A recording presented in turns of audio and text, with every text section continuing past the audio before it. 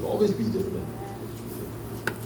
You can find a way to come in agreement with each other and establish a level of understanding that would enhance the relationship. You will never think the same all the time.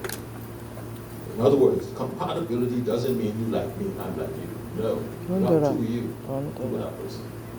And that don't work. Not in human relationships. There will always be a difference between individuals. That's how God designed it. But points of reason, compromise, and agreement are the necessary steps that single people need to make. Not only single, but it goes straight across the board for married people also. And our final point on that, on this thing, is on this question is, doing things the same way is not the key factor here, but establishing an understanding of how you both respond, react, show your emotions and feelings toward each other will generate an attitude that will govern the level of your oneness that you enjoy. So you won't think the same way about something. When you get married, you don't think the same way about something. You were always like that before you got married. We're humans, that's why we're like that. Okay? But here it is, you gotta decide, okay, I'm not gonna I'm not gonna cause this to cause us to fall out with one another. You make the choice. Now the next question is, how do I know if the person is the right one for me? That's another typical question. How do I know that this fella or this young lady is the right person for me? Do I govern the way she looks? Do I govern the way she smiles? Do I govern this? No. Basically, you govern from who the person is on the inside. That's what you look for. Okay, attitude, posture about things, beliefs about things, mannerisms, behavior, what comes out of her mouth. That's how you look. That's how you find. So, how do you know if this person is the right one for me? Point number one, what determines what makes a person right for you is based on the standards you set for that person to meet. All right? It's based on the standard you set. Now, some people may look back from when they were growing up to see how their daddy was, or to see how their mother was, or to use some reference from the past to establish their ongoing idea of what they should do and how they should think about the person. That's what people do. All right? The second point is, how do you feel when you are with the right person? How do you feel when you are with that person? Do you feel liberated? Do you feel confident? Do you feel secure? Do you feel protected? Do you feel loved? And do you feel that you are valued to this person? Or do you feel as a scapegoat? In other words, just using you. All right? Is there anything that you could look forward to in this person? Ain't nobody want to be with somebody who all they can do is love you. No. There's a whole lot more to a relationship than love. I read a book someone wrote not too long ago, love is never enough. And I agree when you look at it. Okay, we're not talking about the love of God now. We're talking about human love.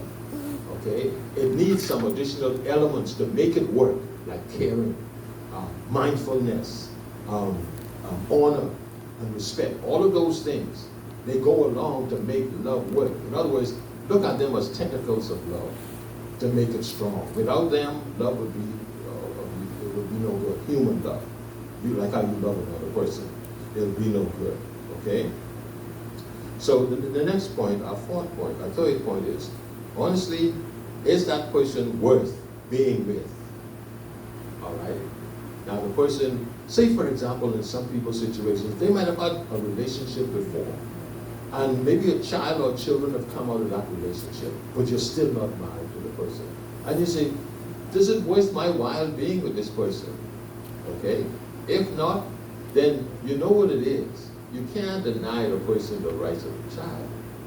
But remember, your relationship is very important now. Okay? And you have to be able to say, no, I'm only going this far with this person. Because you ain't have no interest in this person like that. Because this person really can't help you. See? and you want progression in your life. That's God's way for us, to progress as we go along in life. Okay? And fourthly, does that person treat you with respect? All of this during the question, how do I know that this person is the right one for me? So all these things and much more, actually, we need to look into. Okay? And the final one is the dangers of familiarity. I think I mentioned that last week. Familiarity is something that can really set you back or push you forward. Okay? Familiarity, the dangers is that you compromise with red flags. You've heard Apostle Rosetta talk a lot about red flags. Things that shouldn't happen, that you just allow to happen. And you don't say anything about it. And later on in your mind, you figure, I'm going to deal with this if it comes up, if we get married, or whatever it is. But in the meantime, you may be engaged for years, and it's still there, and you haven't touched it. Because now you compromise with it. Remember, your relationship is what you call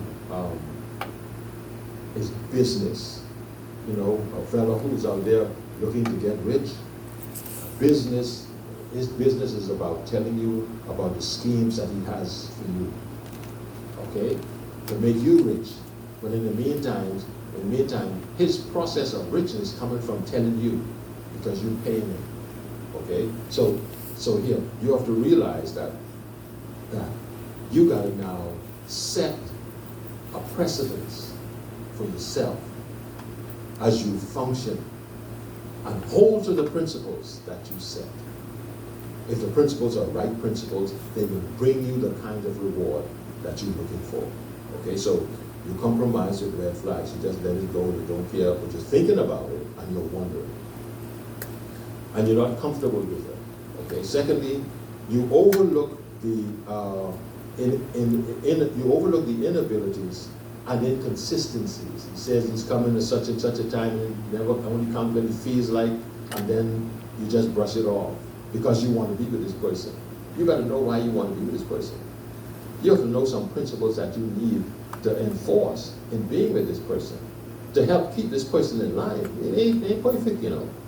To help keep them in line. Maybe good in one thing, but not good in the next. And so you got to be up on it to try to help keep things in the right perspective.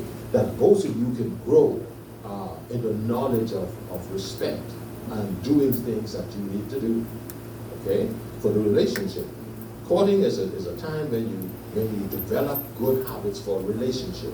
I'll give you an example with us. When we were courting, we realized we only were courting for 3 months, 3 months?